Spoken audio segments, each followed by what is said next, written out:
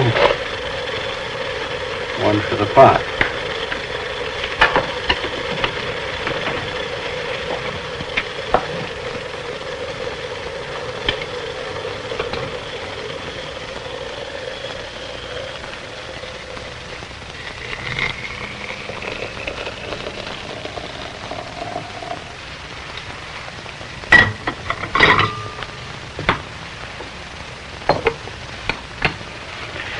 While the tea steeps, let me ask you a question.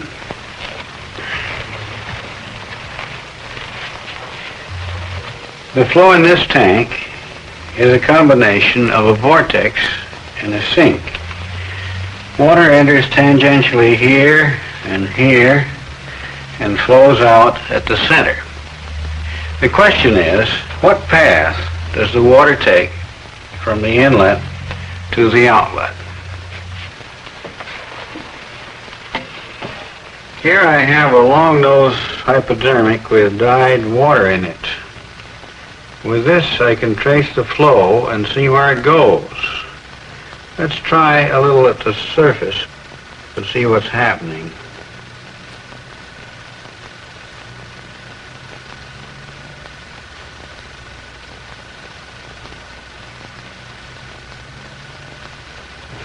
At this rate, it'll be a long time reaching the drain. Maybe it never will. So much for surface flow. Let's start over. This time we'll try injecting at about half depth.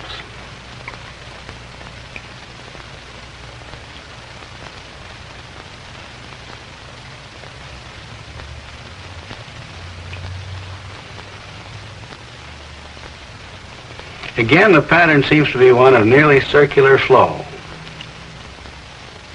The water going out of the drain must come from the bottom.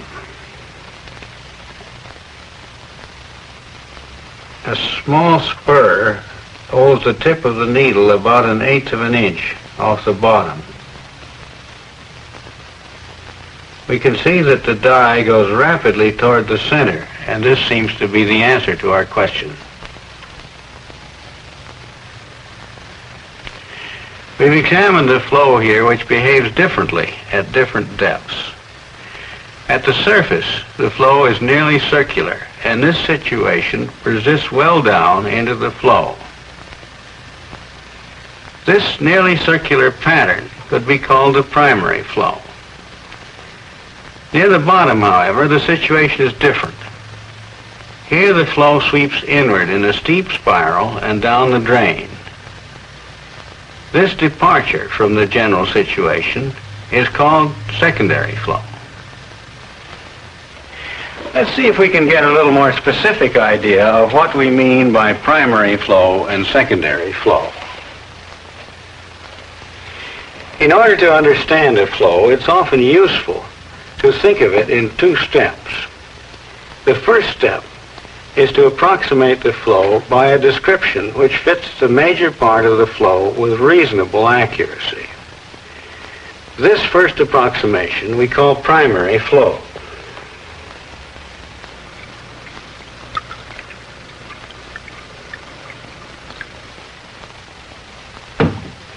The second step is a refinement of the first approximation. It is a recognition of the difference between the actual flow and the first approximation. It is this difference that we call secondary flow. I can stir my tea so as to cause a circular motion.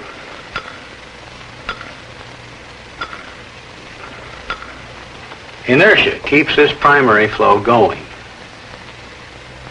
The tea leaves are a little denser than the liquid and settle slowly toward the bottom.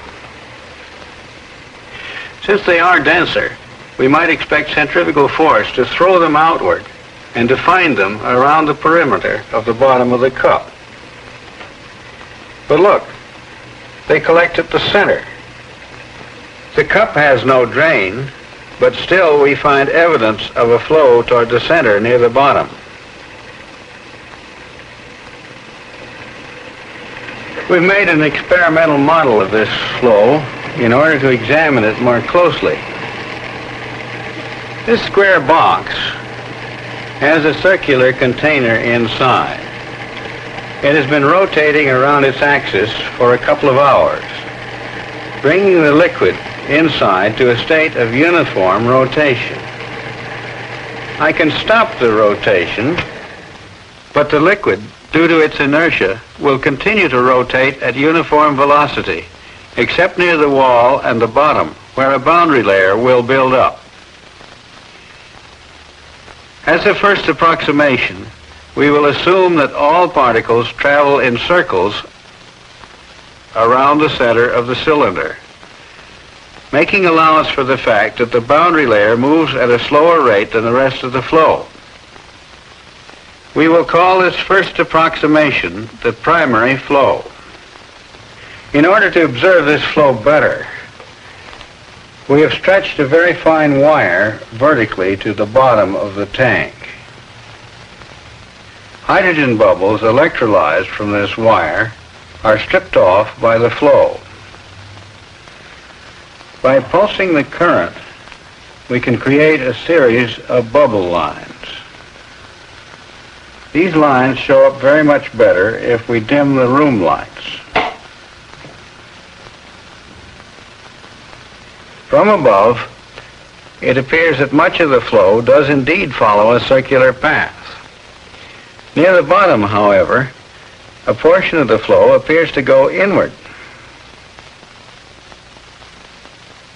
We can now look into the tank at a tangent to the flow past the wire.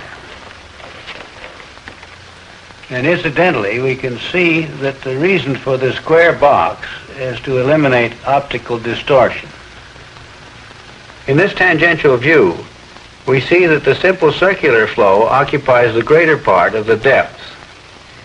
The inward flow extends only a short distance from the bottom.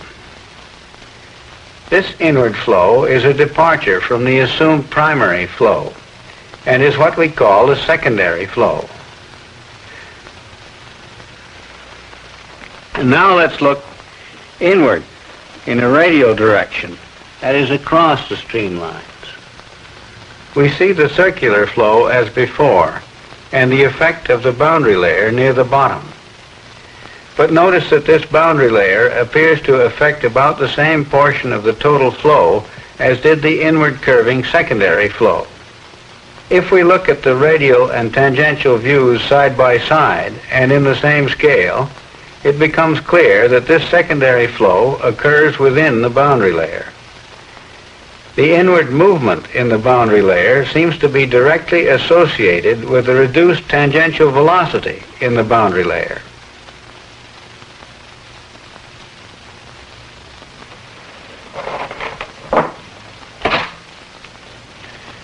Our simplified model has given us some insight into this particular secondary flow.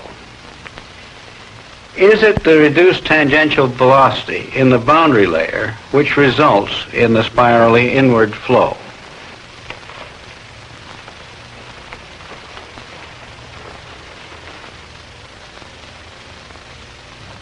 Let us consider a fluid particle moving on a circular streamline.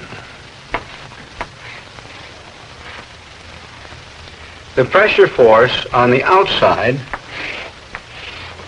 must be larger than the pressure force on the inside in order to result in a net pressure force inward. The pressure gradient, you will recall, is described by Euler's equation, normal to the streamline.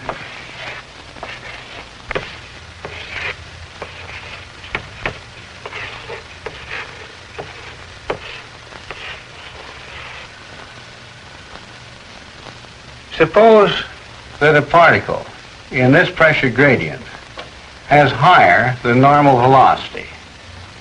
It will then have to follow a larger radius and be carried outward.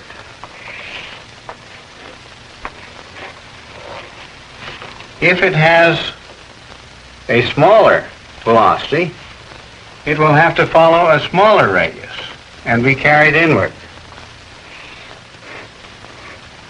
In our experiment, the pressure gradient is established by the main circular flow and impressed on the boundary layer below.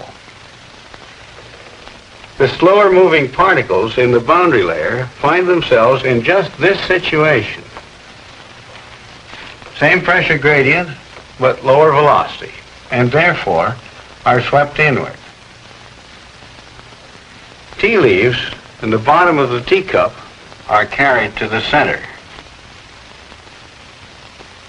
Dye in the bottom of the sink vortex sweeps inward. A predictable secondary flow explains each phenomenon. Suppose we invert the sink vortex by taking the water from the top instead of the bottom. I have closed the drain at the bottom and arranged this siphon to withdraw water from just below the surface. And now I will put some dye near the bottom in the boundary layer as before.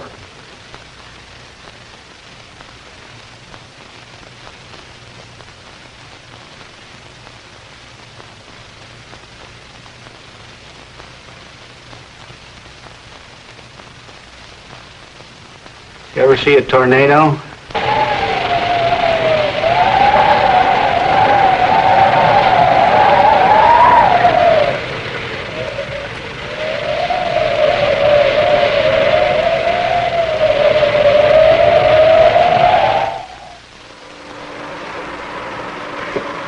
Here's another piece of apparatus for investigating secondary flow. It is an open channel with a bend in it. The entering flow is about as clean as we could make it. Laminar, uniform velocity, and where we're going to observe it first, that is well clear of the sides and bottom, nearly frictionless. Here's a sheet of bubbles from a vertical wire.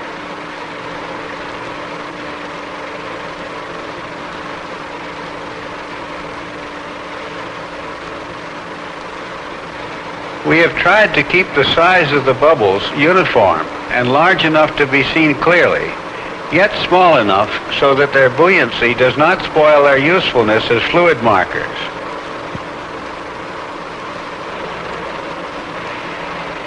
Let's see what happens when this flow enters the bend.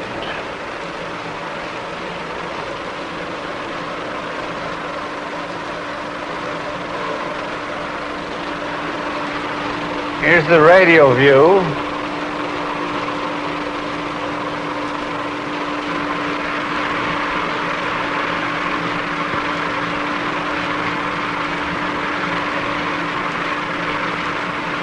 And the top view.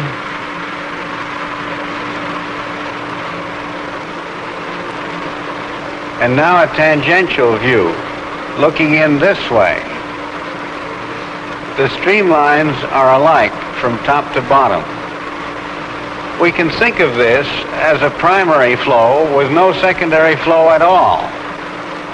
And we shall use this simple flow as our concept of primary flow in this channel.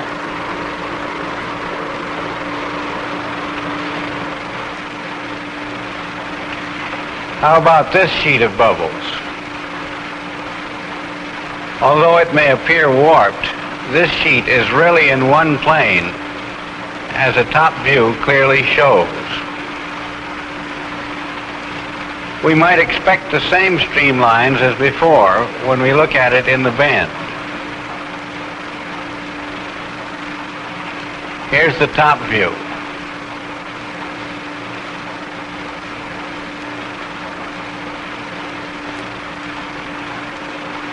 And the tangential view. The streamlines are no longer identical.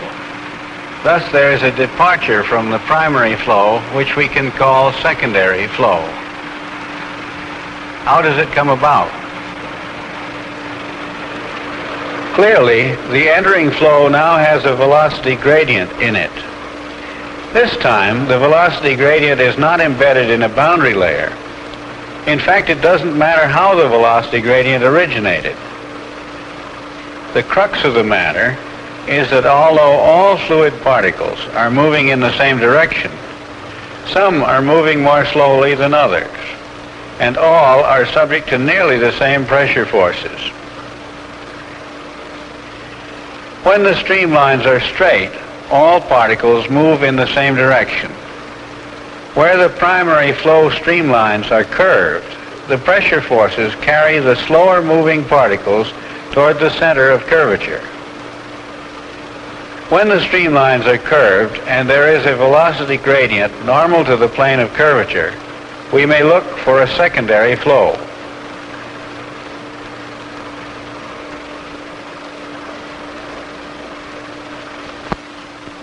Here's an extreme case. This time, the velocity gradient occupies the entire flow. So it's not surprising to find secondary flow everywhere in the bend.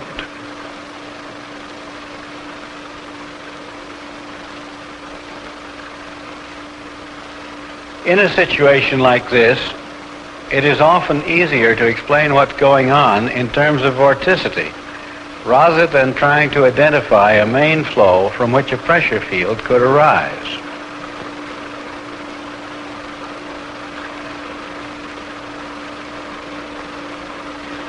You will remember that vorticity is twice the average rate of rotation of a fluid particle.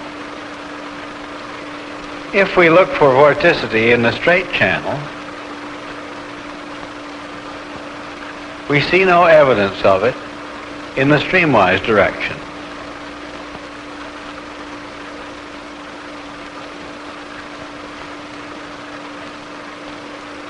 And in the top view, we see no evidence of vertical vorticity.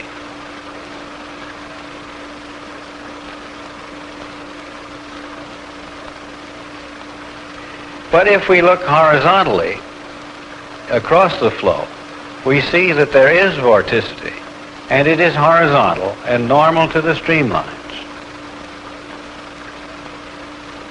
In this case, the vorticity is nearly uniform throughout the flow.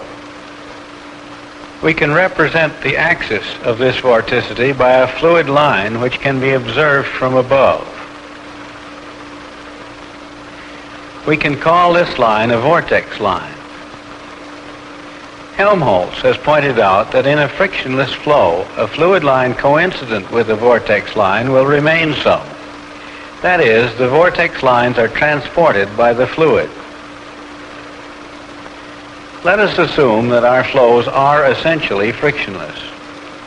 Thus, here in the straight flow, one arm of the fluid cross coincides with a streamline, the other with a vortex line.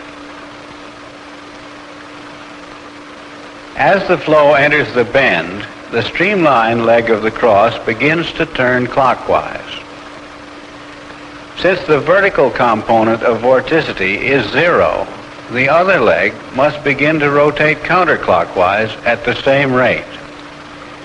But this other leg represents the vorticity in the flow. This means that as the flow goes around the bend, a component of vorticity appears in the streamwise direction. This component increases as the fluid traverses the turn. In the straight channel, the vorticity represented by this fluid line, you remember, appeared in the horizontal view as a counterclockwise rotation of the fluid. We can watch a vortex line enter the bend and observe the same counterclockwise rotation of the fluid showing up as streamwise vorticity.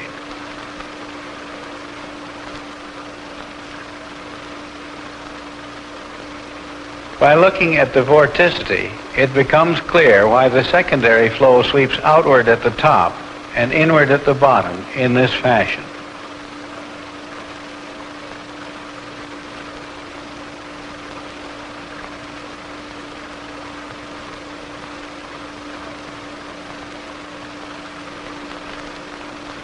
Let us look again at the notched flow.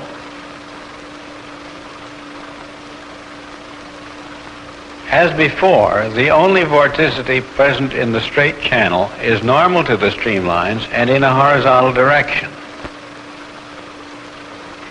With a vorticity probe, we can investigate this flow. Since the horizontal leg of the fluid cross does not rotate, we can concentrate all vertical legs of all the crosses. The plane swept out by the rotation of this composite vertical leg is perpendicular to the local vorticity.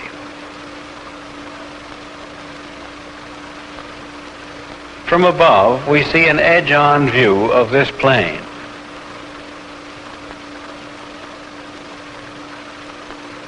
Now let's look at the bend. Is the plane swept out by the bubbles from the vertical wire still perpendicular to a typical vortex line created upstream? It is indeed, showing that the vorticity was transported by the fluid and was truly marked by the horizontal bubble lines coming from upstream. We must be careful, however, to make our observations reasonably close to the vertical wire so that they are truly a measure of conditions near this point.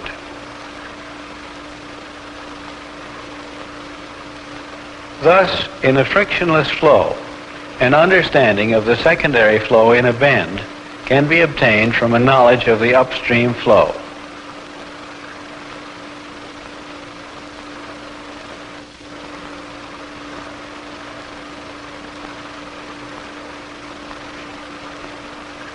We can now remove the device which produced a special velocity gradient.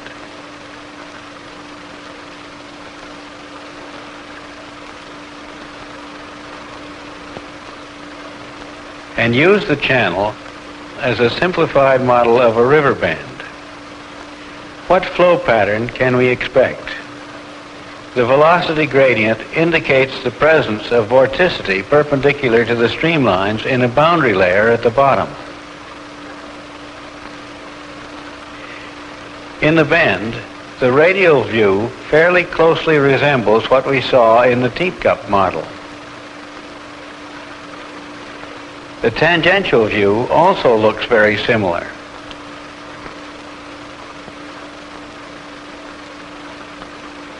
Let us examine this fluid line carefully and see if we can relate this boundary layer phenomenon to behavior we observed before.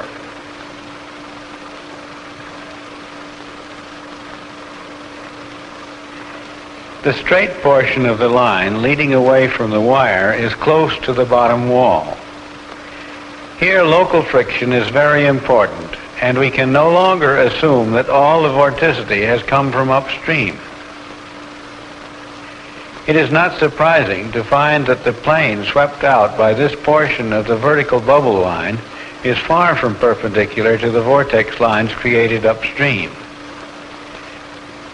The elbow is a transition region, and the portion of the fluid line leading up to the primary flow is in the outer part of the boundary layer.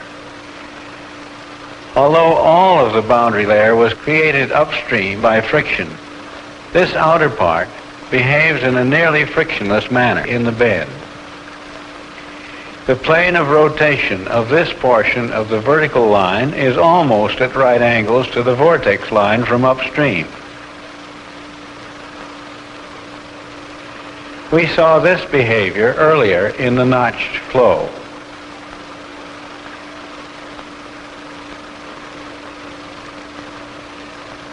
The transverse vorticity created upstream in the boundary layer has caused streamwise vorticity in the bend.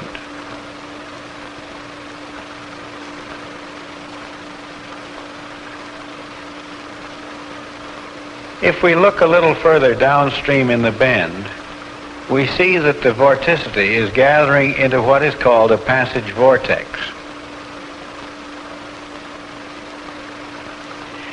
Here the flow is not so simple. Secondary flows are frequently very complex and difficult to interpret, and their causes are often obscure. In this channel, for instance, unwanted secondary flows appeared, which were finally traced to the frictional effect of a dirt film on the surface of the water. It has been useful to use a carefully cleaned up laminar flow in order to observe these simple secondary flows in detail. But flows in rivers and pipes and ducts are rarely simple or laminar. If we were to make this flow turbulent, it would be harder to observe, but the same general flow patterns would occur. Secondary flow in a curved channel acts to displace the normally slow-moving fluid near the walls and replace it with fresh fluid having higher velocity. Thus, it greatly increases the exchange of momentum between the fluid and the walls. This increased momentum exchange explains in part the increased friction experienced in a curved pipe, even when the curvature is sufficiently gentle so that separation does not occur. In this case, the increased friction is explained by the displacement of boundary layer by fresh fluid. Not only is friction in the bend itself increased, but secondary flow persists in the pipe downstream, and for a considerable distance, friction is increased. Material as well as momentum may be transported by secondary flow. The meandering of rivers and the ever-changing riverbed is the result of silt carried by the stream, and while the phenomenon is complex, there is no doubt that secondary flow plays a large part. Clearly, there are other classes of flow which can be approached by stepwise approximation, postulating a primary flow and deducing a secondary flow. In fact, the term secondary flow has been used to refer to many different phenomena. We have studied one class of secondary flows, those which result when flow with vorticity has been made to follow a curved path. Here is a more complicated example of secondary flow.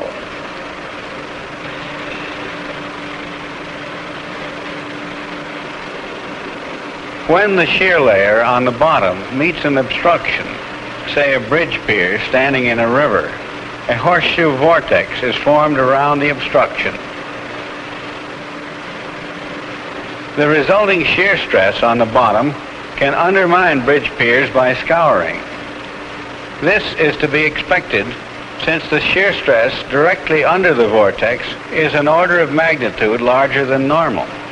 And what is even more surprising, it is in the opposite direction.